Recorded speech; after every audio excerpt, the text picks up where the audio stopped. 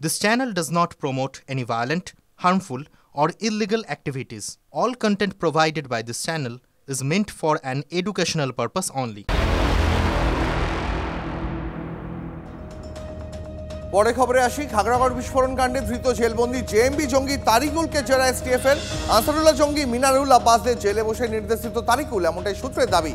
আনসারুল্লাহ জঙ্গিদের কি নির্দেশ দিত জেএমবি জঙ্গি তারিকুল? জেএমবির সঙ্গে কিভাবে সমন্বয় রেখে কাজ করতে এবিটি? তারিকুলকে জেরা করে এখন এগুলোই জানতে চাইছে এসটিএফ, এমনটাই সূত্রের খবর। আব্বাস মিনারুলদের সঙ্গে তারিকুলকে মুখোমুখি বসিয়ে জিজ্ঞাসাবাদের ভাবনা গোয়েন্দাদের।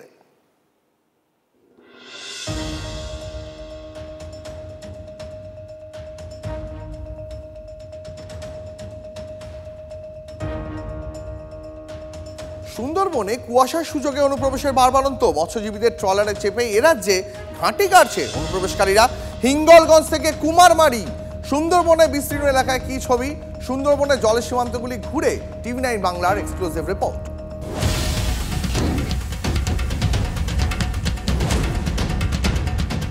স্থলভাগের মতো জলপথ সীমান্তে নেই কোনো বেড়া। অভিযোগ, সেই সুযোগ কাজে লাগিয়ে দীর্ঘদিন ধরেই সুন্দরবনের নদীপথ ব্যবহার করছে অনুপ্রবেশকারী ও চোরাচালানকারীরা। সীমান্তরক্ষী বাহিনীর চিন্তাটা বাড়িয়ে দিয়েছে শীতকাল।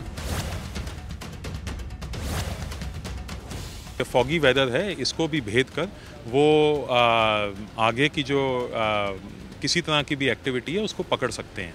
बाकी इस तरह के चैलेंजेस सीजनल टाइप के आते रहते हैं। গোয়েন্দাদের অনুমান, মৎস্যজীবীদের ট্রলার মাছ ধরার নৌকায় চড়ে ঢুকে পড়ছে বাংলাদেশের অনুপ্রবেশকারীরা। কুয়াশায় ঢাকা থাকে, মেঘাচ্ছন্ন থাকে তো দেখা যায় না, সেই সময় বেরিয়ে আসে। বেশি দূর না দেখতে পারলে তো পারে আসবি। নজরদারি ঠিক কম আছে, যা আছে তোমার জয়গঞ্জ বাজার থেকে আছে, এধারে আসে না, কম আসে। হিঙ্গলগঞ্জ, কুমিরমারি, সন্দেশখালী থেকে হেমনগর, জলে ঘেরা সুন্দরবনের এই জনপদগুলিকেই বেছে নিচ্ছে অনুপ্রবেশকারীরা। পাতলা নদীর ওপর দিয়ে এই মুহূর্তে আমরা ধীরে ধীরে যাত্রীবাহী বোটে চড়ে সোজা এগিয়ে চলেছি কুমিরমারির দিকে।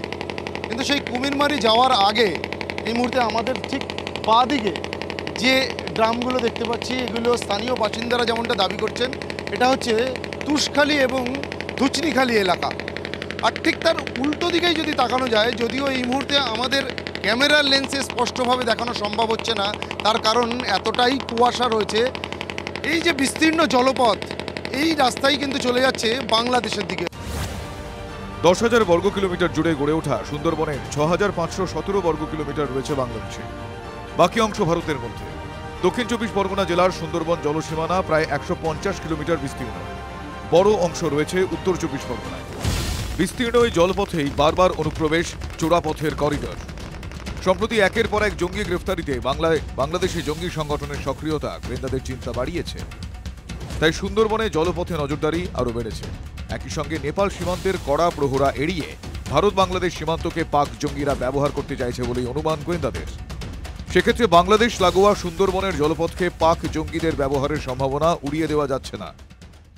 কুয়াশা থাকলে বেশি দূর পর্যন্ত নজরদারি চালানো যায় না, আর সেই সুযোগকে কাজে লাগিয়েই বিএসএফ বা কোস্টগার্ড বা পুলিশের নজরদারি এড়িয়ে কিন্তু দালাল চক্রের হাত ধরে বাংলাদেশি অনুপ্রবেশকারীরা অনেক সময়ই এই সমস্ত সুন্দরবন লাগোয়া যে সমস্ত গ্রামগুলো রয়েছে সেখানে এসে আশ্রয় নেয়, আর তারপর সময় সুযোগ বুঝে এই সমস্ত গ্রাম থেকে টাকার বিনিময়ে ছোট ছোট নৌকা ভাড়া করে তারা অন্য দ্বীপ চলে যায়।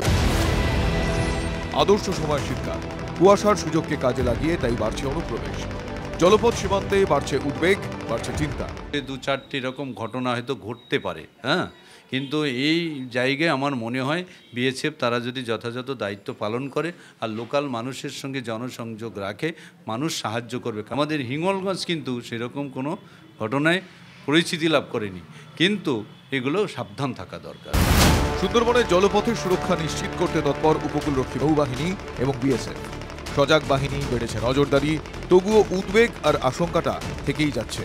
থানা থেকে শুরু করে ফরেস্ট ডিপার্টমেন্ট, এমনকি প্রশাসনের যে নজরদারি, সেই নজরদারিও বাড়ানো হয়েছে। কিন্তু আভ্যন্তরীণ সুরক্ষা নিয়ে এই অনুপ্রবেশ ইস্যুতে কিন্তু প্রশ্ন থেকেই যাচ্ছে। কুমিরমারি থেকে ক্যামেরায় বিনোদ সিংয়ের সঙ্গে সুপ্রিয় গুহ, টিভি9 বাংলা।